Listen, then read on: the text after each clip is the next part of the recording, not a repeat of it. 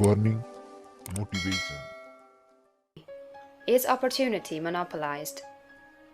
No man is kept poor because opportunity has been taken away from him, because other people have monopolized the wealth and have put a fence around it. You may be shut off from engaging in business in certain lines, but there are other channels open to you. Probably it would be hard for you to get control of any of the great railroad systems. That field is pretty well monopolized. But the electric railway business is still in its infancy and offers plenty of scope for enterprise. And it will be but a few years until traffic and transportation through the air will become a great industry, and in all its branches will give employment to hundreds of thousands and perhaps to millions of people. Why not turn your attention to the development of aerial transportation, instead of competing with J. Hill and others for a chance in the steam railway world? It is quite true that if you are a workman in the employ of the Steel Trust, you have very little chance of becoming the owner of the plant in which you work.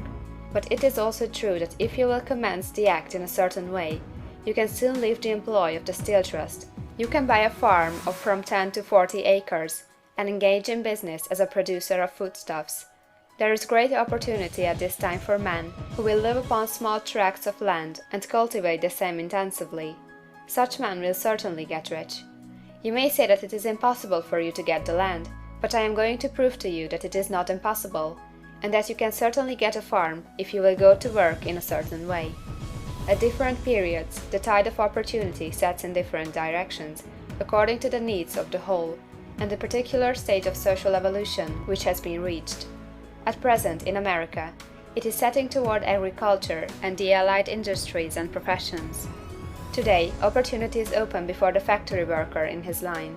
It is open before the businessman who supplies the farmer more than before the one who supplies the factory worker, and before the professional man who waits upon the farmer more than before the one who serves the working class. There is abundance of opportunity for the man who will go with the tide, instead of trying to swim against it. So the factory workers, either as individuals or as a class, are not deprived of opportunity. The workers are not being kept down by their masters. They are not being ground by the trusts and combinations of capital. As a class, they are where they are because they do not do things in a certain way. If the workers of America chose to do so, they could follow the example of their brothers in Belgium and other countries, and establish great department stores and cooperative industries. They could elect men of their own class to office, and pass laws favoring the development of such cooperative industries, and in a few years they could take peaceable possession of the industrial field. The working class may become the master class whenever they will begin to do things in a certain way. The law of wealth is the same for them as it is for all others. This they must learn, and they will remain where they are as long as they continue to do as they do. The individual worker, however, is not held down by the ignorance or the mental slothfulness of his class. He can follow the tide of opportunity to riches, and this book will tell them how. No one is kept in poverty by a shortness in the supply of riches. There is more than enough for all. A palace as large as the Capitol at Washington might be built for every family on earth from the building material in the United States alone, and under intensive cultivation this country would produce wool, cotton, linen, and silk enough to clothe each person in the world finer than Solomon was arrayed in all his glory, together with food enough to feed them all luxuriously. The visible supply is practically inexhaustible, and the invisible supply really is inexhaustible. Everything you see on earth is made from one original substance, out of which all things proceed. New forms are constantly being made, and older ones are dissolving, but all are shapes assumed by one thing.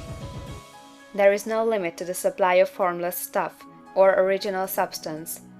The universe is made out of it, but it was not all used in making the universe. The spaces in, through, and between the forms of the visible universe are permeated and filled with the original substance, with the formless stuff, with the raw material of all things. 10,000 times as much as has been made might still be made, and even then we should not have exhausted the supply of universal raw material. No man, therefore, is poor because nature is poor, or because there is not enough to go around. Nature is an inexhaustible storehouse of riches. The supply will never run short. Original substance is alive with creative energy and is constantly producing more forms. When the supply of building material is exhausted, more will be produced. When the soil is exhausted, so that foodstuffs and materials for clothing will no longer grow upon it, it will be renewed, or more soil will be made. When all the gold and silver has been dug from the earth, if man is still in such a stage of social development that he needs gold and silver, more will be produced from the formless. The formless stuff responds to the needs of man, it will not let him be without any good thing. This is true of man collectively. The race as a whole is always abundantly rich, and if individuals are poor, it is because they do not follow the certain way of doing things which makes the individual man rich. The formless stuff is intelligent. It is stuff which thinks.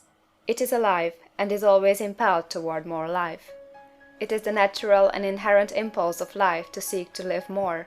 It is the nature of intelligence to enlarge itself, and of consciousness to seek to extend its boundaries and find fuller expression. The universe of forms has been made by formless living substance, throwing itself into form in order to express itself more fully. The universe is a great living presence, always moving inherently toward more life and fuller functioning. Nature is formed for the advancement of life. Its impelling motive is the increase of life. For this cause, everything which can possibly minister to life is bountifully provided. There can be no lack unless God is to contradict himself and nullify his own works. You are not kept poor by lack in the supply of riches. It is a fact that I shall demonstrate a little farther on, that even the resources of the formless supply are at the command of the man or woman who will act and think in a certain way.